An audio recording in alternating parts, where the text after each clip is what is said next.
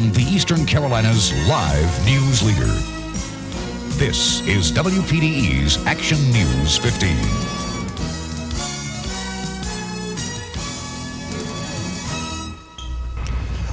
Bright sun highlights the aftermath of a killer storm Hugo. Beachside paradise homes and vacation spots are nothing more than a shambles. Piles of broken homes, stores, trees, and cars. The remnants of what was. Just hours after the vicious attack, soft rolling waves covered the beach sand, almost gentle, certainly not a reminder of the crushing blows that rolled ashore during the dark early hours of Friday. And ahead, the giant task of trying to put lives and property back in order. Hello, everyone. I'm Bob Howick. And I'm Lily Shaw. The scars of Hugo are especially deep along the Grand Strand. Sue Abrams has been surveying the damage and talking to the people about survival and what's next. Sue? Bob and Lily, we went to Surfside Beach today, where residents are roaming the streets trying to discover what's left of their property. Came from the back there, and when I came around the corner, I saw the corner of the house, and I said, wow, the house is still here. And then when we got closer, we saw where the dumpster had gone through the windows here. And I had to hold her. She was ready to fall down crying. Well, as the closer I got to the house, I had butterflies in my stomach. I really had a sad feeling. But just seeing that my house is standing, you know, I feel like I'm very lucky when you look out and see all these other people.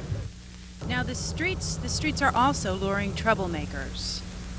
They're having a lot of looting. You know, the people who live here, all of them haven't gotten here yet, and you've got a lot of local, just out beyond Myrtle Beach, people coming in, people coming from everywhere, and they're going through the houses here, and they're looking, finding whatever they can, putting it in their pocket, putting it in their truck. They're walking off with everything from plants to blenders. Those who still have a sound structure may well be without electrical power. They are turning to the few stores supplying staples. Well, I got some cigarettes right now. I was kind of out of those, but we're just checking it out to see what kind of supplies we need. Ice is a hot commodity, with bags going for up to $5 each. The 50-cent price here lured hundreds. The Myrtle Beach Jetport's loss of power leaves no flight scheduled until at least early Monday. Water is still unsafe in some areas, especially farther south, and even with the destruction, some can still find novelty in Hugo's wake. Well, I was looking in the debris right over behind the house, and I found a message in a bottle, and it's dated back to 1981, July 11th. Unbelievable, isn't it? Now, there's still a lot going on down here. 45% of Horry and Georgetown County's power has been restored. It could be several more days, though, is the bad side of it, before all the power is back on. And we haven't mentioned, but we are here at the pavilion looking down Ocean Boulevard. What you see behind me is, of course, the National Guard. They are enforcing curfews. We have been talking about curfews. Just about every place along the Grand Strand, it's safe to say, has a curfew from about 7 at night until about 7 in the morning. You can call your local people to find out, but you really can't go out at night, and these people, as we said yesterday, do mean business. Now, as far as GTE goes, local service still doing pretty well. There are some slight problems, especially in the north end, and they're asking folks in North Myrtle Beach to be very, very conservative with their phone calls. Yesterday, North Myrtle Beach had problems getting phones through to the police department, and that is a serious situation. So folks, only use the phone if necessary in North Myrtle Beach, and you still only have about a 35% chance of getting through long distance wise, and you want to keep those phone calls down too, because that could cut into the local service. Public beaches are closed. I know you surfers out there might want to go surfing, but the beaches are closed, DHEC says, due to the possibility of contamination, so take heed of that. The mayor of Myrtle Beach, right here, has declared his town a disaster area, and all in all, there is no sense of normalness here, if that I could make up that word. Few stores are open, virtually no restaurants are open. It's absolutely crazy. That's just about all I can tell you, Bob and Lily. Thanks. Sue, can you hear me? Yes, I hear a can. Siren in the background. Have there been a lot of fires down there? There have been some fires. There is a ban on open burning, Bob, but the big trouble spot here is looters, and it doesn't really sound like that's what the deal is right now. I'm looking over my shoulder. I don't really see anything. It probably is a fire. I can't tell you what it is, though. All right, thank you. Thanks, Sue. Devastation on Pawleys Island has amazed officials. Houses were crumbled and blown off their stilts, leaving some to wonder if they could ever recover. Pawleys Creek took a tremendous surge of water and is now an inlet that divides the island. Shelters remain open. Authorities say homeowners can return to the island after 6 a.m., but proof of ownership is required as they will have to leave before curfew begins at 6 p.m. Residents are warned to be careful when using generators. If breakers are left open, downed wires could become live. Midway Fire Chief Mike Mock has asked businesses to donate food. The phone number is 237-4841.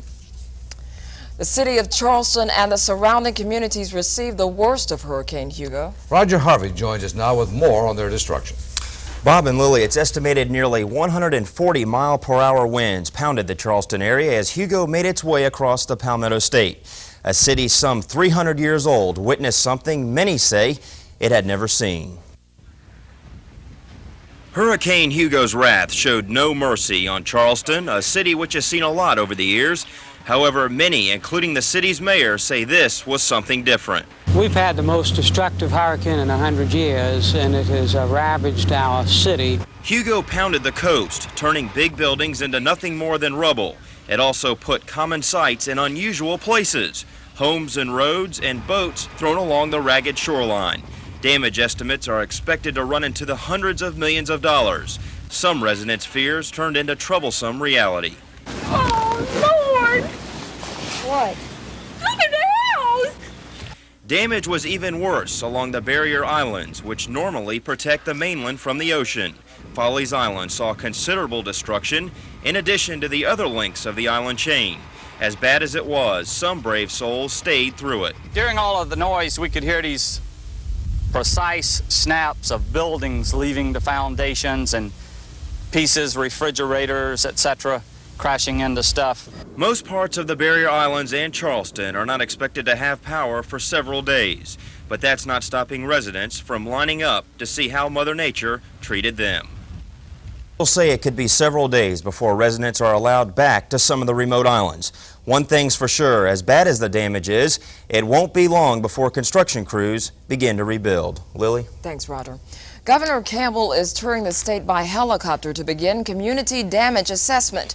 The governor told Action News he had no idea the destruction would be this extensive. Total destruction of some of the small homes and mobile homes. I mean, just complete annihilation, nothing there. It looks like a huge tornado had just torn it to pieces.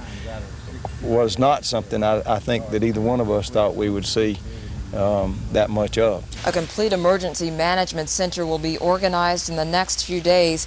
Disaster assistance centers will be set up in counties hardest hit by the hurricane. In the meantime, personal documents, insurance certificates, and income assessments should be gathered to make sure the assistance process is easier. State officials are now allowing some people into areas extending from North Myrtle Beach to Charleston. Merchants, property owners, and others wanting to return to the coast can call the numbers on the screen.